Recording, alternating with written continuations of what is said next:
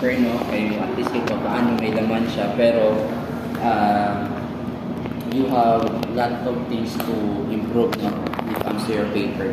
So, seeing your title kasi, helmet sanitizing vending machine. Actually, napaka-timely niya. Ilagay mo para ma-refer mo siya. Napaka-timely siya, especially sa mga motorcycle drivers. Hindi gumagamit ng helmet. Sa panahon ngayon na ulan daw kada hapon and every morning. Kung mabasa kasi yung helmet, alam niyo na yan, magkakaamoy yan. No? Kasi may fraction siyang nag-create siya ng fractions between yung materials na ginamit sa paggawa ng helmet and yung buhok. No? Even kasi hindi siya ganit basa ang helmet, kung basa ang buhok mo pag helmetan mo, nag-aamoy siya. So, ito yung maging solusyon sa problema ng mga riders na when it comes to sa kanilang mga helmet na nababaho, and then pwede siya mag-damage ng scalp, pwede siyang mag-create ng baldness, no? Or mga dandruff na yan. However, pagdating sa paper ninyo, kasi this is a proposal, may mga inconsistency lang tayo sa papel ninyo na you need to improve, no? Ang una kong tanong ay, is this B2B or B2C? B2C, sir. B2C. Alone? Yes, sir. Kay distribute, kami, sir, nang magkuha kami sa vending machine lang sa Davao. Sige, mag-put up lang kayo ng machine. Yes, po. Ang comment ko sa papel ninyo ay, pag mga subtopic ko at mga subtitle, itong background of the study, hindi po siya uppercase, ha? First letter lang po ang capital. No? Yan. So, i-note lang dito, for example, this one. No? Yan, may mga ano naman. May na-comment ako dito. Source, ganon. So, 378 ang total respondents niya. Yes po, sir. Sa 384. 384. Pero ang sabi ninyo, 384. each of the 27 barangays will contribute approximately 14 respondents. 14 times 27 equals 378. Not 384. So, may typo error or kulang pa mo sa respondents. Pero palagi survey nyo, 384. 384 gito, sir. 384 ka Na- riders. What, sir? Riders. Riders gid, sir. Gid kami sa mga riders lang gid, wala kami nagkuha sang hindi riders or wala gagamit sa Saan kayo helmet. nag-survey? Anong area nyo? In Coronadal, sir, 27 barangays gid. Kay Gihambal diri abi. So, basta Which kulang. is- Hindi isang 384, basta 378 lang. Kay 27 barangays, 14 kada barangay. So, 14 times 27, 378 lang man. 378 lang ba ang butang ko? Kulang. 14 ba ang 14 ba ang sa guro kami nagmali, sir, drao sa may Sa 14? contribute. Opo, sir. Doon na naman namin Basta, ano siya? sa pag-edit. Sige, 27 times 14. O, di 378. Kulang ikaw mo sa 384. Kulang kung ano. No? Yes, sir. Basta dali lang ka muna sipiat. Diba, sir? Sige, balikan yun ha. Be sure nyo Yes, na. okay. Now, when it comes sa data gathering procedures, mas better na ano siya. Numbering. Naka-enumerate, naka-ano siya. Oo. Para at Numbering. least makita nyo natin. Kasi this is steps, this is procedure kasi. Okay. Okay, anong ginawa niya? First, second, third, hanggang sa una and so forth. Alphabetical order, okay lang. Kaya ginambal yung operationally defined. Yes, po. Pero dapat naka-alphabetical order, ha? At this time, ang inyo be 1, 2, 3, 5 lang. Kulang pa 5. Duda mo ata na. Ay, amo lang ba na? Ato mo na yun. Sige lang, tuwangin nyo lang. Okay po. Service, good thing kay na-duplicate na siya, remove. Okay yung pagka-present ng key success factors ninyo. Government compliances. Bakit may LTO? LTO, sir, kay... License to operate pala to. Akala ko lang transportation mo. Sige, sorry. May salakyan, guro sila LTO pala yun. Iba palang meaning niya. Oo. Okay. Sa chapter 3 tayo nagkaroon ng problema. Actually. Kasi, wala naman tayong problema sa results ng survey ninyo. Kung titignan lang natin, gusto ko lang munang tanungin. Ang respondents ay mga riders naman. Yes po, sir. Kasi pag nagbalik tayo ng compute ng supply and demand natin, affected yung inyo financial statement. Yes po. Kaya tinanong ko kanina kung ilan years bago nyo ma-recover yung 400,000 plus nyo. Magkano ang bili ng machine? 50,000, sir. Sa isa ka machine.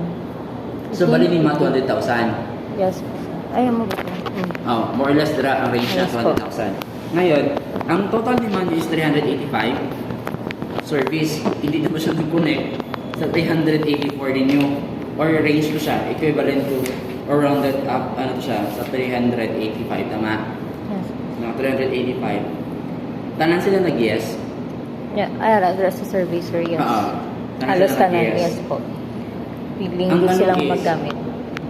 Sa capacity natin, ilang number ng helmet ang kaya, o ilang minutes bago matapos ang pag-sanitize ng helmet? 8 minutes po, sir. 8 minutes. Yes po. Sa isang araw, ilang kaya ang capacity ng machine? Ang guesstimate naman, sir, nga maggamit is 10 lang. Pero, kung ang magamit lang kay, since 5 man siya, per machine siya, 10 ang makaya Per day? Per day lang? per day. Ay, wait lang ba? 8 minutes man lang. So, 8 sa minutes. 60 minutes, sa 60 divide 8, Pang mga 10 minutes. kaya niya sa 8 Mga or six. 6. O, tanta 6. Pwede na? 6 per 6 helmet. Per machine. Per hour lang na. Per hour. Per hour na siya. Ilang hour kayo operate per day? 24/7. 24/7. Pwede ba saban? Okay, open lang siya. Ano, Open pero lang hindi, siya. batang mo ang peak season mo. Ay, Oo. sige, kain ka rin. Kaya hindi man siya, gid siya kayo, sir, nga everyday mag-abi, Sige lang. magpalumpyo. Ano ginato ng capacity niya? Okay po, sir. Mo 6 times 6 8. helmet per hour. 8 times mo siya sa 8 hours? Na naglo... Oo, 8 hours din ang ano niya. Kahit di sa ato na bipo pala Gabi, 7. wala So wala naman na kayo biyahe. Oo, ay nagit kayo. 40. Times, 200 times 5. pila na siya? 6 times, bilang hours to 8? 8 po. Times 8. Ay, sorry. Oo. Times 8. 48. 6 times 8. Ayun na. 6 times 8. 48. Times mo siya sa 5. Kay 5 man eh. Ay 4 na lang. Ay, 4 na lang kabilog. Hindi kay... Machine. Ang 48 ma'am, ang ano niya ka ano. Sa isa ka. Isa ka machine. Times 4. 192. 192 helmet sa isang Araw. Tama? Yes. Hindi. 30 services 30 per pesos. monthly. So, per day ni ha? Times 30. 5,760. Amo dapat na ang capacity nyo sa per sa isang buwan. Sa isa ka buwan, sir. Mm. Amo na makuha naman 300 5,000. capacity service na kamo per month po. Yung amo rin inyo nga basis lang, yung di kami magpulo lang ang kada-adlaw. Ay, actually, sir, na maliguro kami diri sa demand kay tung ano pa ni siya, tung one machine lang ang plano namon nga magbutang. Tapos, nasubok ko lang na-realize sa wagli. Tapos, ang Mali na yung financial statement. nag-change kami nga 5 ka machine. So, diri way namon Supply adjust. nyo 560. Ang capacity nyo 5,760 per month. 300 lang. Bis ka ni ano ta? 300, 190. Tapos ari 385, tama? Isa lang ka ano per month pa ni?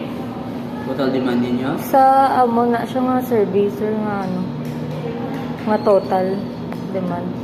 Isa lang ka machine, no? Oh. Times 5, times 4 ta. Oh. 5 times 4. Kasi sa mga machine na siya. Or 5 din. Maliin yung demand. Minus 5,760. May 4,000 ka mga ka. Ano dapat ang basis niyo? So projected sale Anong size, kami. anong promotional strategy niyo? promotional strategy naman sir tong tong online siya. Promo siya nga sin promotion mo naging siya literal. Literal. Wala ka mo sa membership discount or price discount. Mayara. Wala mo. Kay Grabe siya sir ng hulog-hulog mo man Ayan, points. Ang point Pagka din siya, nang- bento man siya, hulog-hulog man siya, tama na. So, hulog-hulog lang sila siya. na pagka Usually, yung iba sila may card pa na sila para at least hindi sa magulos ang points, i-tap na lang nila dito. Ano na sila. ay nga mo sir ng ano lang gid siya coin slot lang gid siya oh. sino na recommend? Recommendation. Tapos, ang inyong mga 3 months moving average kasi 30 pesos ang price, 5 lang. A vending machine, 375 ang demand niyo per month. Ang problema lang, Abi, ano man pesos man siya o hindi man pwede i-multiply ang pesos sa 5 ka machine para makuha yung demand. Kaya ang dapat dali is, ang capacity sa isa ka machine mo dapat to 192 i-times mo sa 5 amo dapat ni 80 times 4 times 6 per hour i-times mo sa 8 ka oras 48 per per machine times 4 100 dapat na siya 192 siya kay 5 man siya amo dapat na siya i-times mo sa 5 ka machine amo nang limain yung capacity wala na po saan galing ang 30,000 ninyo? Ang ano sir? 30,000 30,000 pesos annual income. Ay nang sa ano man na siya ng yearly. Pila ka bilog ni nga pila ka helmet ng Gil Cater yun na dali. Sa per machine na sir gibutang namon nga 10 machine. Ay 10 gid helmet per machine. Hindi siya realistic pa lang gangal pulo lang kinakaya sa machine ninyo.